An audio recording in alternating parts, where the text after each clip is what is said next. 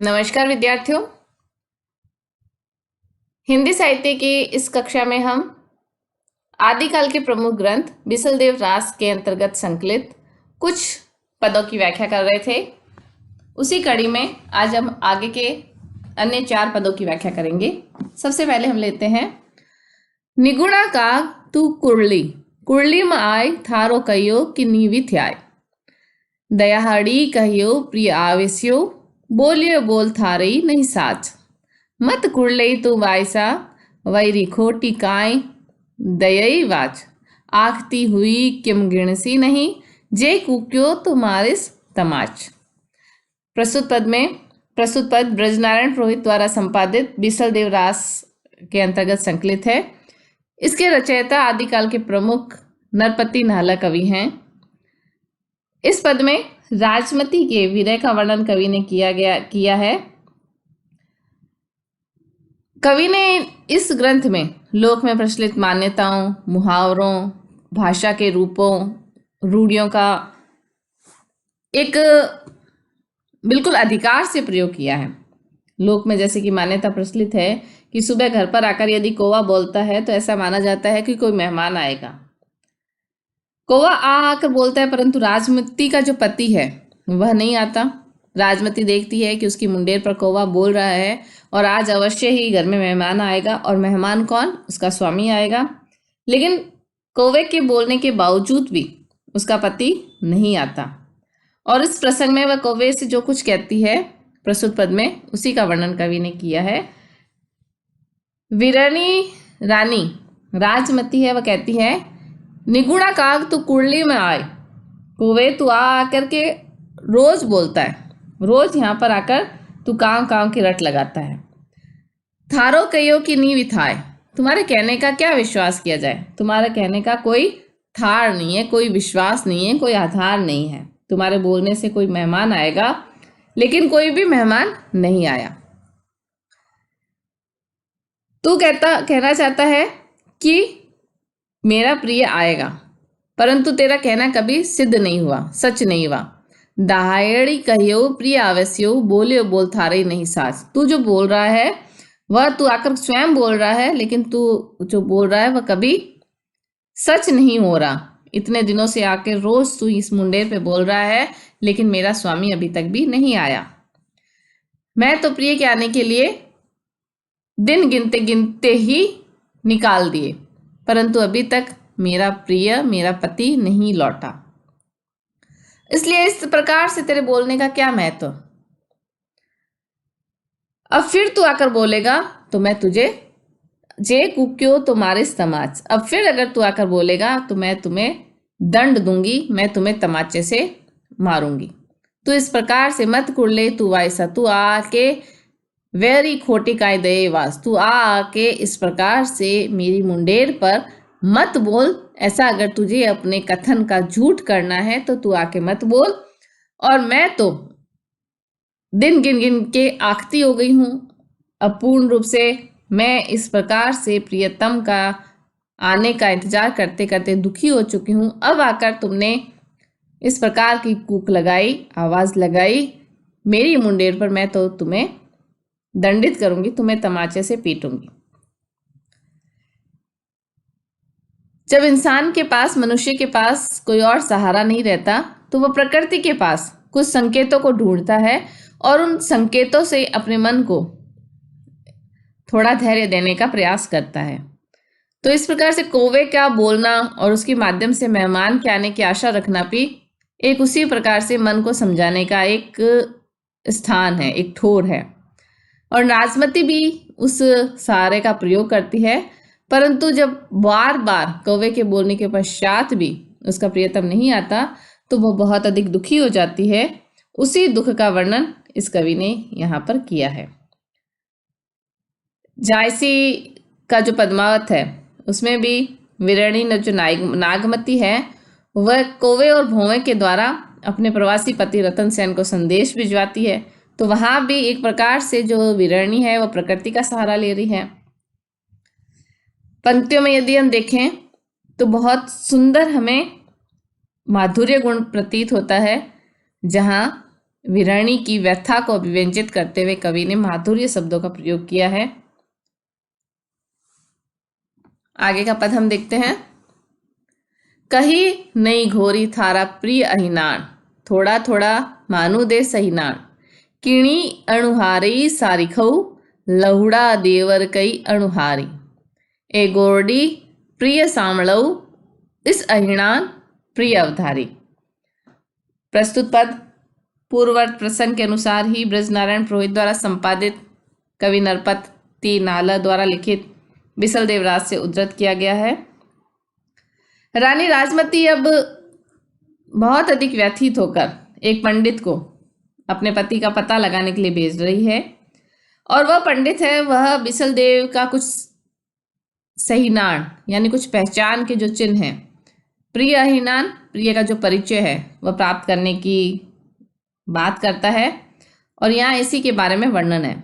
वह पंडित चाहता है कि रानी नागमती बिसल देव के बारे में कुछ निशानियां बताए। रानी राजमती के पति बिसल देव का पता लगाने के लिए जब पंडित तैयार होता है तो वह रानी से कहता है, हे रानी, हे गौरी, तू मुझे अपने प्रिय पति का परिचय तो दे। प्रिय अहिनान प्रिय का परिचय। कही नई गौरी थारा प्रिय अहिनान, थोड़ा थोड़ा महानु दे सहीनान। तू मुझे थोड़ी सी सही, लेकिन तू मुझे उसकी कुछ सहीनान, कुछ पहचान तो बता। पंडित ने जानना चाहा कि राजा की कैसी आकृति है, किस प्रकार दिखता है, वो किसके समान दिखता है। किणी अणुहारी, हार अणुहारी यानी आकृति, उसका रूप रंग कैसा है, उसकी बाहरी जो आकार है वह कैसा है। सारिखो समान, उसकी आकृति किसके समान है, किसके जैसा दिखता है। उसके शरीर पर क्या कोई विशेष चिन्ह है। लहुड़ा किणी अणुहारी सारिखो, क्या कोई विशेष उसके शरीर की पहचान है। लहुड़ा देवर कई अणुहारी, अणुहारी यानी आकृति। तो रानी राजमती उसे बताती है कि प्रिय की अणुहारी, प्रिय की आकृति कैसी है, मेरे छोटे लहुड़ा देवर, मेरे छोटे देवर सी है, उसके समान है। ए गोरेऊ प्यू सांवलो, बस अंतर इतना है कि मेरे देवर गोरे हैं और मेरा जो प्रिय है, पति है, वह सांवले रंग का है। इस अहिनान प्रिय अवधारी, अंतर यह है कि देवर गोर वर्ण के हैं और प्रिय का रंग सांवला है। और पंडित, तू इसी पहचान से, तू मेरे देवर को देख और उसी पहचान से मेरे प्रिय को, मेरे पति को, मेरे स्वामी को, कंत को खोज कर लेकर आ। इसी अहिनान से तू उसे खोज कर लेकर आ। अवधारी समझ ले, इसी आधार पर तू समझ ले और तू उसे खोज कर लेकर आ। प्रस्तुत पद में अंत्यानुप्रास का जो सौंदर्य है स्पष्ट रूप से झलक रहा है। पंडित जो बिसल देव की खोज में जा रहा है वह बिसल देव को पहचानता नहीं है, तो इसलिए रानी से कुछ न कुछ उसकी निशानी प्राप्त करना चाहता है, उसकी कुछ आकृति के बारे में जानकारी प्राप्त करना चाहता है, और सहज रूप से कवि ने इसका सुंदर वर्णन प्रस्तुत पद में किया है। आगे का पद हम देखते हैं। बरिस 32 और बाड़ई बेस, दंत कबाड़िया कुड़लित केस। हाट शहरी विच जोईजियो, कई तुम जोईजियो राज दुआरी। कई पटुमा कई हाट मई, कई सुधा सरैया की साड़। ये ठोडे फिर जोईजियो, छान्यो नहीं राजा सही भरवाड़। राजमती बताती है उस पंडित को कि उसका जो पति है बिसल देव है वह किसके समान दिखाई देता है, और उसके साथ साथ उसके व्यवहार से संबंधित भी कुछ बातें राजमती उस पंडित को बताती है। उसी का वर्णन कवि इसमें कह रहा है। रानी राजमती पंडित को बताती है कि मेरे पति की अवस्था बरस 32 वर्ष की है, और उनके दंत कबाड़िया कुड़लित केस, उनके दांत कौड़ी जैसे हैं, यानी कि अत्यधिक सफेद है। कबाड़िया कौड़ी जैसे सफेद। कुड़लित केस, और उनके जो बाल हैं वह घुंघराले हैं। अब तुम उनके व्यवहार के अनुसार तुम उसे कहाँ खोजने की कोशिश करना। हाट शेरी विच जोईजो, तुम हाट शेरी यानी बाजार के बीच जाकर उन्हें ढूंढने का प्रयास करना। कई तुम जोईजो राजद्वारी, और चूंकि वह राजा है तो तुम उन्हें राजद्वार पर जाकर भी देखना। वे या तो सिंहासन पर या राज दरबार में हो सकते हैं। कई पटुमा कई हाट में, पटुमा यानी सिंहासन, और या फिर बाजार में वह हो सकते हैं। वे अमृत के समान कई सुधा सरैया की साग, वे अमृत का सदा आनंद देने वाली किसी शाला में, किसी आवास में भी हो सकते हैं, ऐसे घर में, ऐसी शाला में भी हो सकते हैं जो अमृत का आनंद देने वाली हो, या जहाँ पर आनंद की जो बात है वह देने की काम होता हो, वहां पर भी बिसलदेव प्राप्त हो सकता है। पंडित तुम इन्हीं स्थानों पर, ये ठोड़े फिर जोई, तुम इन्हीं स्थानों पर जाकर मेरे कंत को, मेरे स्वामी को ढूंढने का प्रयास करना। छानो नहीं राजा सही भड़वा, तुम सांबर नरेश को खोजकर मेरे पास ले आओ। छानो यानी ढूंढना, छांटना, देखभाल करके अच्छी प्रकार से संभाल कर तुम सांबर के नरेश बिसल देव को, राजा को, स्वामी को मेरे पास ले आना। यहाँ एक पत्नी किस प्रकार से अपने पति के व्यवहार को जानती है, इस बात की गहराई से कवि को समझ है, और वह उसके बारे में छोटी से छोटी बात उस पंडित को बताती है, और वह यह जानकारी भी देती है कि बिसलदेव तुम्हें कहाँ कहाँ प्राप्त हो सकता है। इतने बड़े नगर में पूरे में अगर ढूंढने का प्रयास किया जाए तो संभव नहीं है।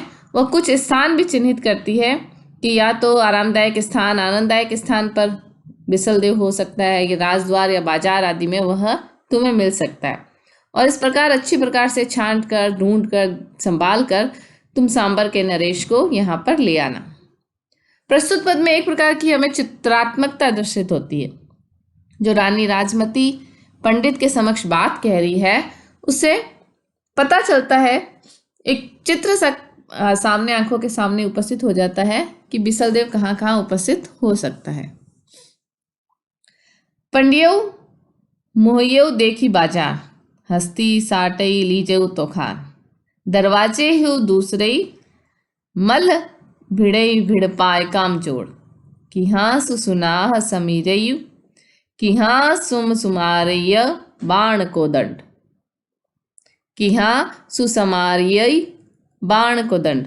प्रस्तुत पद पूर्वत प्रसंग से ही लिया गया है। और जब रानी के द्वारा भेजा गया पंडित जब उड़ीसा पहुंचता है, वहां वह जो कुछ देखता है, और वह जो कुछ देखता है उसके पश्चात वह जो अनुभव करता है, उसी का वर्णन प्रस्तुत पद में किया गया है। जब पंडित उड़ीसा पहुंचकर वहां के बाजार को देखकर पंडियो मोहियो यानी मोहित हो गया, देखी बाजार, जब वह उड़ीसा के बड़े विशाल व्यवस्थित बाजार को देखता है तो वह उसे देखकर मोहित हो जाता है। उसने हस्ती साटे लीजे तो खा, उसने हाथी के बदले, घूमने के लिए हाथी के बदले घोड़ा लिया। दरवाजे ही दूसरे, दरवाजे से दूर देखा कि अपना अपना जोड़ मिलाकर, मल यानी पहलवान लड़ रहे हैं, कुश्ती कर रहे हैं। दरवाजे ही दूसरे, उसने दरवाजे से दूर तक देखा कि बहुत जो पहलवान हैं वह अपने अपने ग्रुप बनाकर, अपने अपने पल्ले बनाकर कुश्ती कर रहे हैं। पंडित सोचने लगता है कि बिसलदेव कहाँ सु सुनाई समरियो, कि हाँ सु समारियई बाण को दंड। सोचने लगता है कि बिसलदेव कहाँ होगा, वह कहीं धनुष बाण ही तो नहीं संभाल रहा होगा। उसे ऐसा आभास होता है कि यहाँ जब इस प्रकार का वातावरण है तो जो बिसलदेव है, जिसका स्वभाव भी इस प्रकार से इन प्रकार के युद्धों में, इस प्रकार के मल्ल युद्धों में जाकर देखने का वो शौकीन है, तो बिसलदेव किस प्रकार से होगा, कहीं वह भी अपना धनुष बाण तो नहीं संभाल रहा। इस प्रकार के मल्ल युद्ध के समान ही धनुष युद्ध का प्रयास के लिए वह ये कार्य तो नहीं कर रहा होगा। तो यहाँ उस पंडित की मनोदशा का कवि ने चित्रण किया है। पंडित के उड़ीसा पहुंचने के समय का वर्णन है। उड़ीसा का राजा बहुत बड़ा है, कुश्ती लड़ते हुए, दूसरे लोग धनुष बाण आदि संभालते हुए दिखाई दे रहे हैं उस पंडित को। तो वही अनुभव कर रहा है, क्योंकि वह भी, बिसलदेव भी राजवंश से संबंधित है, तो वह भी कहीं अपने धनुष और बाण तो नहीं संभाल रहा। बाजार को देखते हुए भी वो पंडित है, अपने मूल उद्देश्य को नहीं भूला है, और उसके जहन में, उसके मस्तिष्क में अभी भी बिसलदेव का जो कार्य है, उसको ढूंढने का जो कार्य है, वह निहित है, और वह उससे तनिक भी विचलित नहीं हुआ है। प्रस्तुत पद में इस बात का आभास होता है। अंत्यानुप्रास हम देख सकते हैं, कई पंक्तियों में है। तुकबंदी मिलाने का कवि ने प्रयास किया है। राजस्थानी भाषा के अंतर्गत जो संयुक्त अक्षरों की प्रवृत्ति है वह भी हमें यहाँ दिखाई देती है। और मूल रूप से उड़ीसा के बाजार का कवि ने वर्णन यहाँ पर किया है, जिसे उड़ीसा के राजा का वैभव भी यहाँ सांकेतिक रूप से चित्रित हो रहा है। तो विद्यार्थियों, आज हमने बिसल देवरास के इन 2 पदों की व्याख्या, इन 4 पदों की व्याख्या की। आगे की कक्षा में हम बिसल देवरास के ही कुछ अन्य पदों की व्याख्या करेंगे। धन्यवाद।